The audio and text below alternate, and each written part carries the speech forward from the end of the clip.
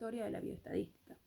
La palabra bioestadística procede del latín statisticum collegium, que significa consejo de estado, y de su derivado italiano statista, que significa hombre de estado. El origen de la bioestadística comienza con un John Brown a mediados del siglo XVII y con él el paradigma aritmético, político y social. En tanto, en la actualidad, la aplicación de la bioestadística resulta ser fundamental y necesaria en ámbitos como de la salud pública, las cuales incluyen la epidemiología, salud ambiental, nutrición y servicios sanitarios, población, genética, medicina, ecología y bioensayos. Licenciada, mi nombre es Shirley Tapia.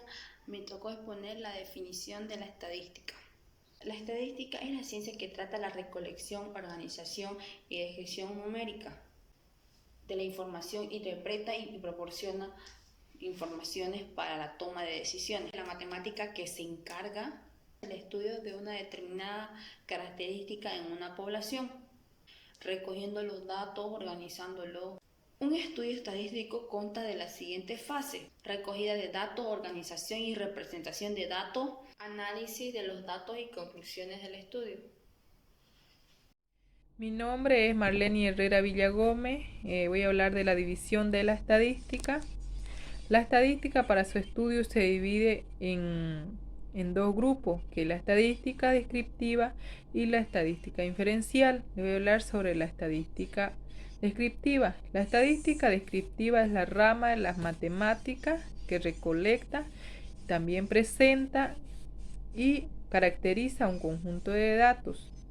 También la estadística descriptiva va a organizar, va a reunir y va a comunicar informaciones numéricas. La estadística descriptiva se define como los métodos que implican la recolección, presentación y caracterización de un conjunto de datos a fin de describir en la forma apropiada las diversas características de un conjunto de datos. Un ejemplo en la bioestadística descriptiva puede ser como saber la edad de una población, ya sea en un barrio o comunidad. También puede ser como saber la temperatura en los meses de verano. Otro ejemplo también puede ser como saber la altura de un grupo de estudiantes en una escuela o colegio. Buenos días, licenciada. Buenos días, compañeros. A mí me tocó exponer la estadística inferencial. La estadística inferencial se puede definir como los métodos para estimar las características de un grupo total de población, basándose en datos de un conjunto pequeño de muestra de observaciones. Ambas ramas, la descriptiva y inferencia, comprenden la estadística aplicada. Existen dos tipos de inferencia: estimación puntual y estimación por intervalos de confianza. Ejemplo: sondeo de tendencia de votos, análisis del mercado. Estadística aplicada se denomina estadística aplicada al área que se ocupa de inferir resultados sobre una población a partir de una o varias muestras. Es la parte que se aplica en cualquier otra rama de extrema a ella, como psicológica, medicina, sociología, historia, biología o marketing. En la definición y concepto tenemos una variantes de individuos o elementos, ya sea de persona objeto, que se convierte en cierta información que desea estudiar. La población, conjunto de individuo o elemento que cumple con ciertas propiedades comunes. Y en la muestra son subconjunto de representativos de una población.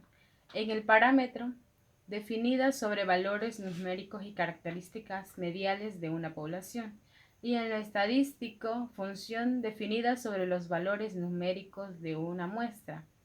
Y la variable es una característica observable que varía entre los diferentes individuos de una población. Bueno, la clasificación de las variables se dividen en dos partes y son las variables cualitativas y las variables cuantitativas. Las variables cualitativas son aquellas que no pueden ser medidas con números, por los cuales podemos distinguir en dos tipos que son las cualitativas nominal y las cualitativas ordinal. La nominal presenta modalidades no numéricas, se podría decir, por ejemplo, su estado civil, si la persona es soltera o casada o divorciada o viudo. Y la ordinal también presenta modalidades no numéricas en la cual existen un orden, como la nota de un examen, por ejemplo, la nota de aprobación se podría decir, o la nota de aprobación o de sobresaliente o de un alumno sobresaliente. Y las variables cuantitativas son aquellas que se expresan mediante números, con las que se pueden realizar operaciones aritméticas. También podemos distinguirlas en dos tipos, que son las variables discretas y las variables continuas. Las discretas es aquella que toma valores aislados, como por ejemplo la edad de una persona varía, porque no todas las personas tenemos la misma edad, todas variamos. Entonces también podría ser los números de hijos que presentan una familia. En una familia puede haber como 5 miembros, 3 miembros o 2 miembros, o en su totalidad puede que no hayan hijos. Entonces la continua es aquella que puede tomar valores comprendidas entre dos números, por ejemplo la altura entre 5 personas, que ahí también va a variar porque no todos tenemos la misma altura.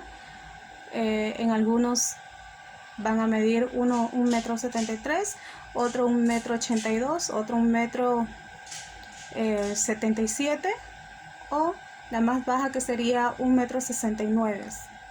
Entonces también ahí hay una diferencia mínima. Entonces la discreta con la continua no son tan iguales, tienen sus medidas muy diferentes.